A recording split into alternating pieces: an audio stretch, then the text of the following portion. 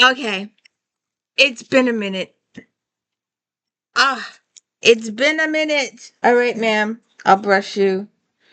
Uh, I got involved with the Ursula series. Then I got involved in a few other series, and I forgot about this series. And now we're gonna just finish it up.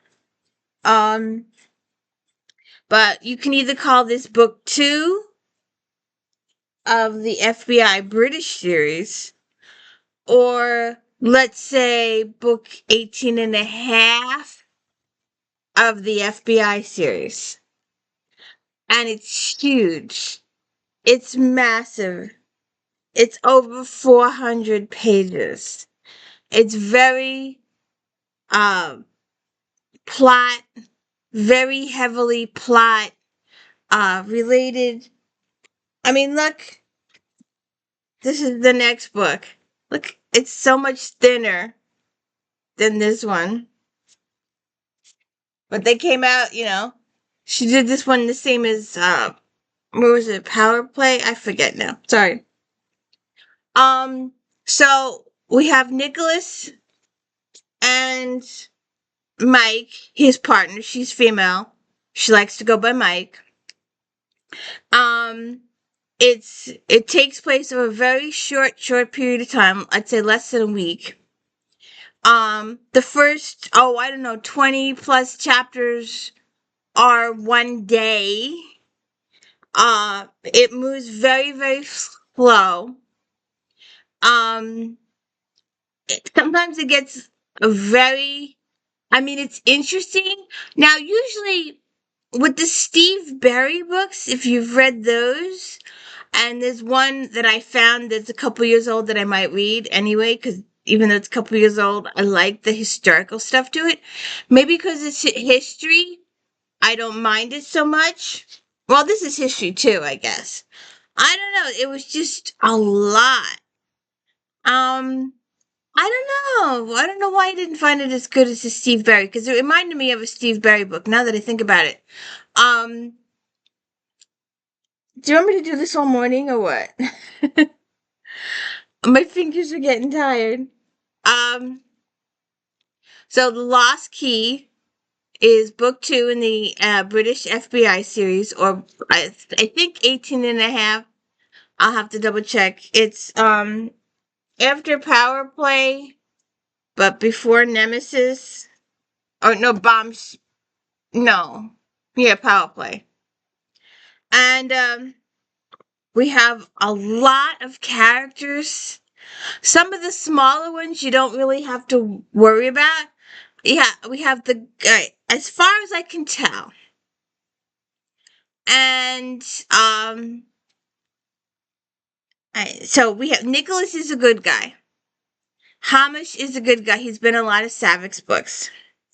Dylan is like this much appearance in the book. Very, very, very, very, very, very little. Um, his Drummond and Mike's supervisor is Milo Zachary. Um, Louisa Barry is the CSI tech. Jonathan Charles Pierce. Jonathan Charles Pierce is our victim who gets killed in the book.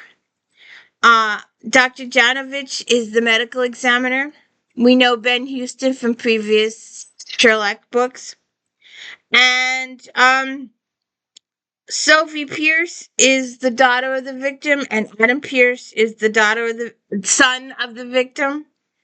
And then we have we have Gray Wharton, he's a FBI computer guy. And then we have a bunch of bad guys. And there's a couple of times where I'm not sure if the person's a bad guy or a good guy. And there was one person that I was on the fence with, and it's later turned out that he was a good guy turned bad guy. He fell for money, and that was not good. So, there's this, trying to think of how to put it. I have all my notes here. I have 18 pages of notes. So the book starts.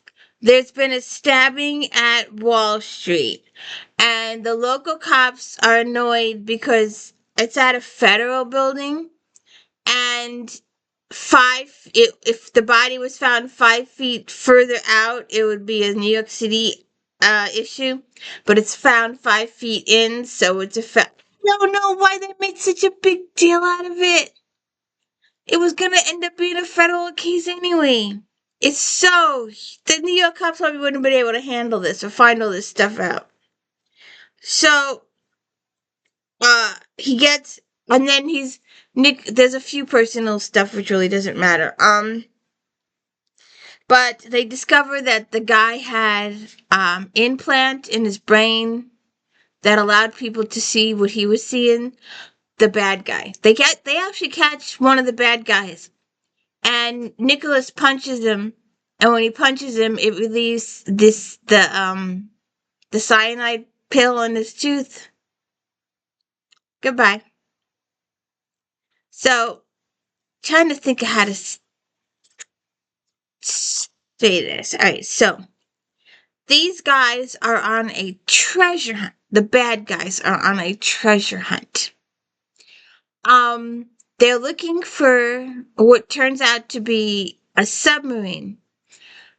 And what they want is in the submarine. They don't want the submarine itself. They want what's in it. And besides several $1 trillion of gold bars, there's also a plutonium or polonium weapon. And there's instructions on how to use it. And supposedly this was invented by Madame Curie. So they're all on the hunt for this. And supposedly this organization was formed. Let me see if I can find it.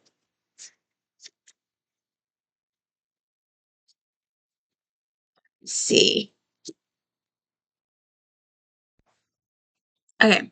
The highest order was formed in 1714 before the death of Queen Anne by a small group of powerful Englishmen and Germans who did not want to see the son of the deposed James II make a grab for the crown, when the crown should rightfully go to the Hanoverians because of the standing law forbidding Catholics to rule England, thus taking away the risk that England would be plunged in bloody religious persecution. Through their efforts, the Jacobites were defeated in the rebellion of 1715, and the Havonian George I was crowned King of England. The highest order's goal immediately shifted to stand as protectors of England's supremacy. They were successful in maintaining England's stability during all the revolutionary unrest throughout Europe. In the mid-19th century, an extraordinary accomplishment, they were succeeding admirably until the onset of World War I, which they fought to prevent but failed to do extreme fascism in Kaiser Wilhelm II. After the Great War, the group expanded to include members from America, and in the 70s and 80s they added Israel, representatives from the Middle East, India, Russia, and China. The members themselves are in positions of power in their representative countries and are incredibly wealthy. They quietly effect change in their individual companies by open communication with other order and exacting influence and presence in the appropriate quarters. Today, the highest order remains a small but powerful multinational group of 15 high-powered men whose primary goal is to maintain the safety and security of the world by helping avoid wars and destabilizing the events. In the beginning of the 21st century, however, it became obvious that a new element began to make inroads into the order. Questionable actions were taken, deals were struck, and questionable allies. They should be watched to ensure they don't use the power to subvert the peaceful objectives of the order. And they did. A couple people infiltrated the order and started to use their order for their own financial gain. And when this guy is mugged in Manhattan, 6 feet inside the federal thing, his last words, "the key is in the lock." And everybody's trying to figure out what he meant by the key in the lock. And they talk about it for chapter upon chapter upon chapter. And Then they investigate the guy's apartment, and they find a lot of old books, and they find a SD card, and the SD card has pounds and pounds of information on it. And this goes, Nicholas is talking to his father in England, getting some information from his father. They end up going over there. People end up getting kidnapped. People end up getting killed. Multiple bad guys get killed. Multiple, one or two get, see, um, a couple of good guys get killed. Surprise attacks that no one saw coming. Because of the infiltration of the order, the bad guys knew when the good guys were coming. So it just blows up their case.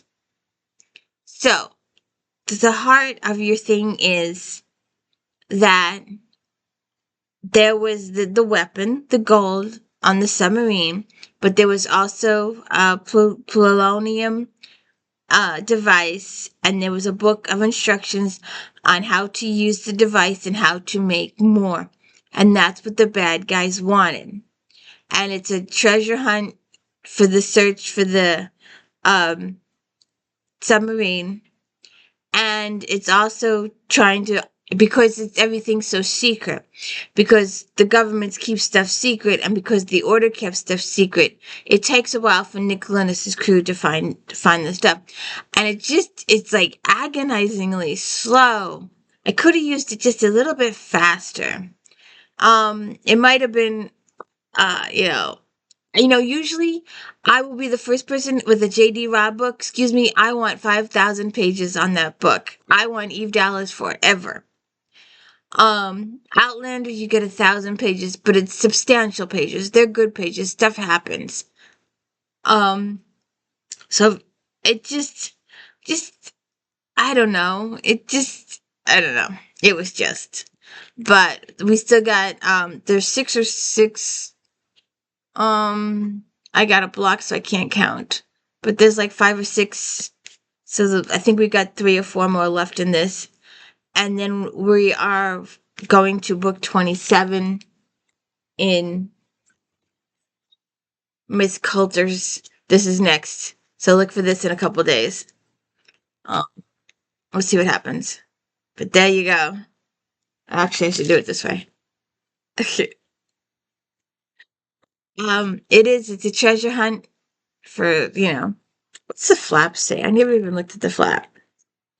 A labyrinth of deadly secrets dating back to incredible theft during World War One. Okay. But it's just, there's a lot of characters. I explained it. I hope you enjoyed, try this book out. I hope you've been reading in order with me to follow the characters, to follow the storyline progression. And how much do you like the Lost Key? We'll have to see how good it is compared to the Nemesis. We'll see. Have a good one.